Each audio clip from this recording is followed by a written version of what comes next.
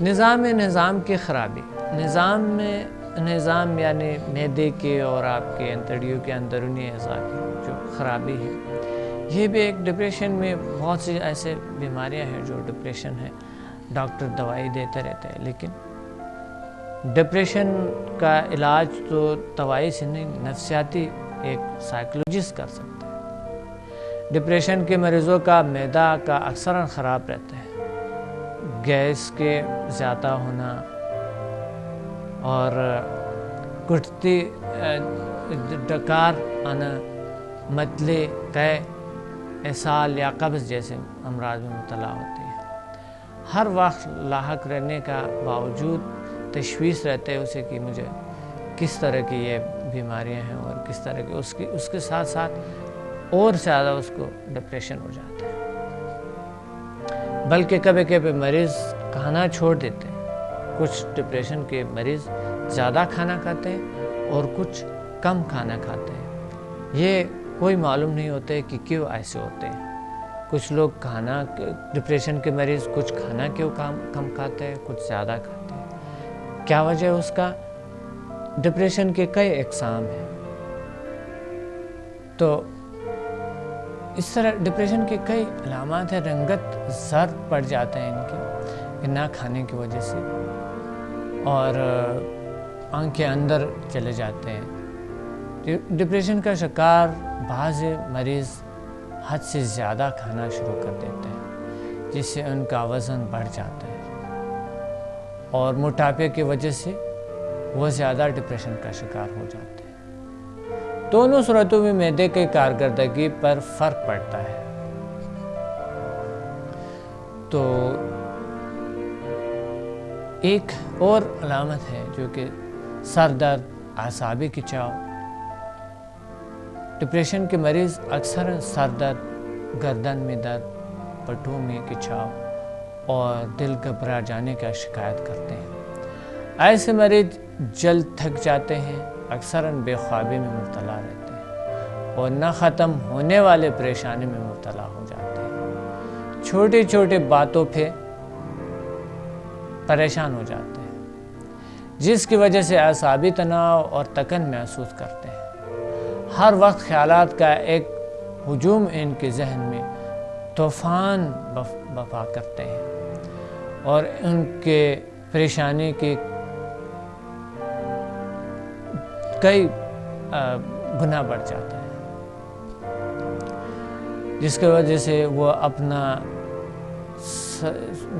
اپنے آپ کو بڑا تنگ محسوس کرتے ہیں اور گھبرا جاتے ہیں، اور اکثر سر درد کی شکایت رہتے ہیں۔ ڈپریشن کے مریض کا رویہ کیسے ہوتی ہے؟ آپ دیکھ لیں، آپ کے ارد گرد اگر کوئی شخص کوئی ایک ایسی بیماری ہے تو اس کے رویے کو دیکھو آپ۔ ڈپریشن کے مریض کا اکثر ڈاکٹر کے پاس جاتے ہیں، اور جب جاتے ہیں ڈاکٹر تو ہچکچاہٹ محسوس کرتے ہیں۔ ڈاکٹر کے پاس جانا اسے ہچکچاہٹ محسوس ہوتا ہے، لیکن بہت مجبوری کی وجہ سے ہوتا ہے۔ لوگ اس حالت میں مبتلا ہوتے ہیں کہ کوئی بھی شخص ان کی بیماری اور ذہنی حالت کو سمجھ نہیں سکے، اس کی وجہ سے وہ مایوس ہوتے ہیں، کیونکہ جس طرح وہ محسوس کر رہے ہیں دوسرے لوگ کو اسی طرح نظر نہیں آتے۔ اکثر وہ اپنی بیماری کی شکایت کرتے نظر آتے ہیں۔ ان کی بیماری کے علاج نہ ہونے کی وجہ سے اور لوگ اس کی بیماری کو نہ سمجھنے کی وجہ سے آخرکار خاموشی اور پریشانی میں مبتلا ہو جاتے ہیں اور گوشہ نشین ہو جاتے ہیں۔ وہ ایک سائڈ پہ بیٹھنا پسند کرتے ہیں، اکیلے میں بیٹھنا پسند کرتے ہیں، اور اس میں مایوسی بھر جاتا ہے۔ اکثراً افسردگی کے مریضوں کا غلط سمجھا جاتا ہے۔ ان کی بیماری پر سنجیدگی سے غور نہیں کیا جاتا ہے۔ جب مریض پر افسردگی اور ڈپریشن کے بادل چھا جاتے ہیں تو زندگی سے خوشی کا عنصر ختم ہو جاتا ہے۔ ہر چیز پھیکی اور بے رنگ ہو جاتی ہے. تھوڑی سی محنت بھی زیادہ پہاڑ جیسا کا وزن بن جاتا ہے. مریض رائے کا پہاڑ لگتا ہے. جب ٹیلی فون کے گھنٹی بجتے ہیں تو بھی پریشان ہو جاتے ہیں اور گھبرا جاتے ہیں کہ پتہ نہیں کوئی بری خبر نہ ہو یا کوئی پتہ نہیں کیا خبر آئیں گی یا کس طرح کی ہو جاتی ہے. مریض خوبصورتی بھی ختم ہو جاتا ہے, اس سے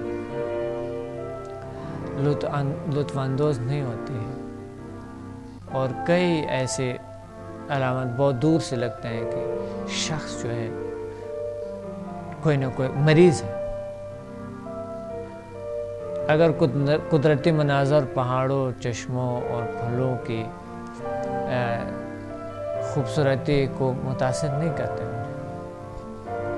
کسی قسم کی خوبصورتی اسے متاثر نہیں کرتی. ایک اچھی لطف اندوز ہونے کی بجائے وہ دکھی ہو جاتے ہیں کیونکہ آدمی ہر ایک سے کٹ کر رہ جاتا ہے.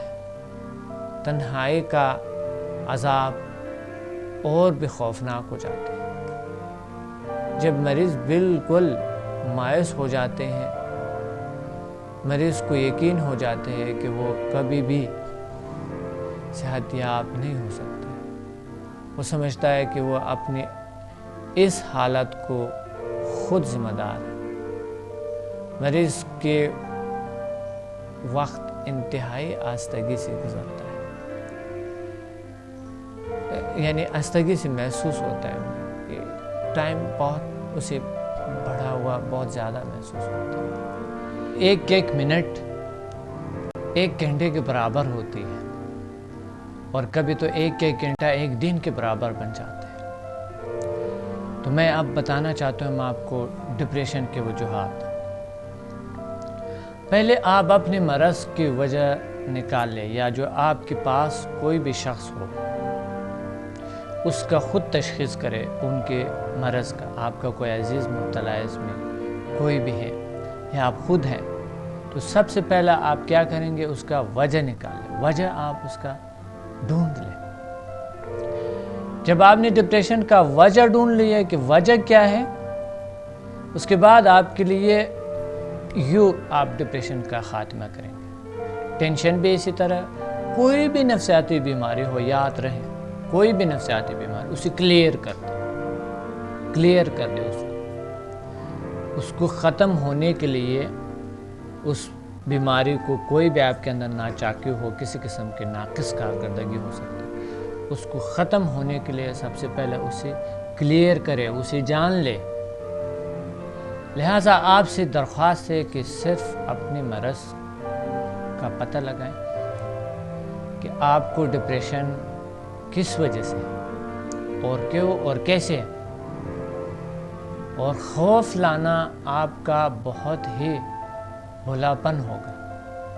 اگر کسی خاص واقعے کی وجہ سے ڈپریشن شروع ہوا ہو تو اس کا علم مریض کو خود یا اس کے خاندان کو بہتر طور پر معلوم ہوتا ہے.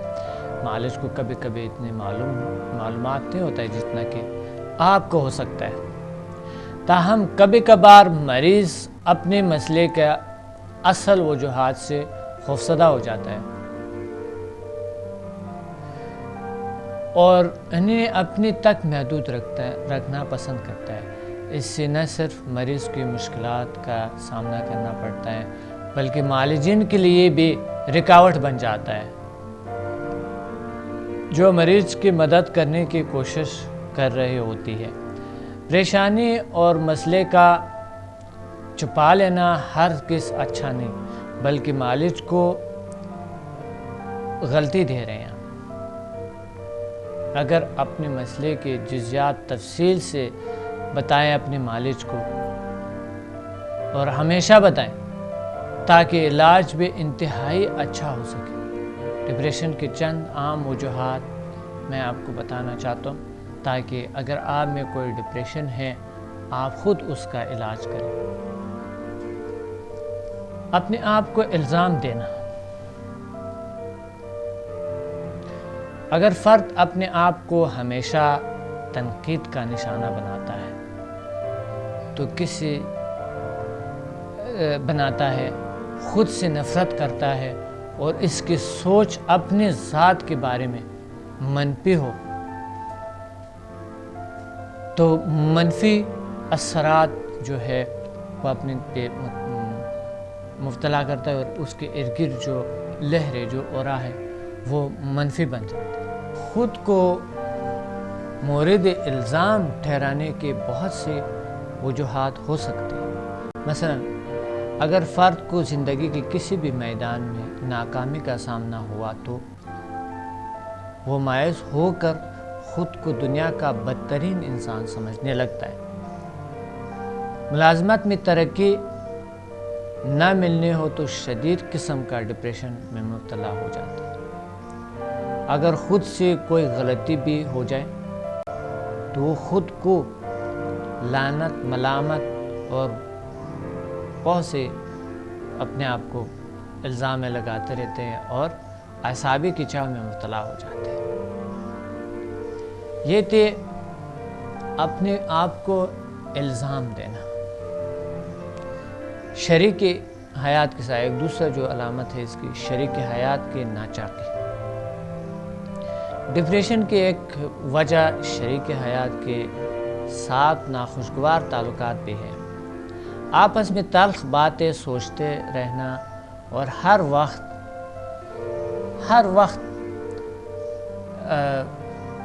گھٹتے رہنا اور ہر وقت جو ہے نا چھوٹے چھوٹے باتوں پہ اپنے شریک حیات سے اس کے ساتھ جنگ جھگڑی میں آنا، اس کے ساتھ ایک چیز میں جو ہے نا مبتلا ہونا. ڈپریشن کا یہ ایک ڈپریشن کا دعوت ہے جو آپ دے رہے ہیں. یہ ڈپریشن کو آپ لا رہے اپنے گھر میں لا رہے اور آپ اپنے ارد گرد میں لا رہے اور آپ اپنے وجود میں لا رہے. نقصان کس کا ہے؟ مریض کا ہے، آپ کا ہے. جب دو مختلف مزاج کے لوگ، مختلف ماحول کے لوگ یکجا ہو جاتے ہیں تو ان میں اختلافات پیدا ہو جاتی ہیں. اس طرح جب شادی ہوتی ہے تو شوہر اور بیوی کے درمیان اختلافات پیدا ہونا شروع ہو جاتے ہیں.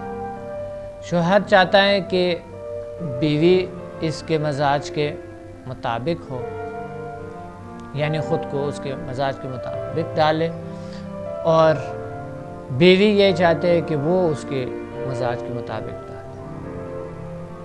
اس غلط فہمیوں پیدا ہونے میں وہ ڈپریشن کا شکار ہو جاتے ہیں اور یہ غلط فہمیاں پیدا ہوتے اور بڑھتے بڑھتے ڈپریشن کی صورت اختیار کر لیتے ہیں.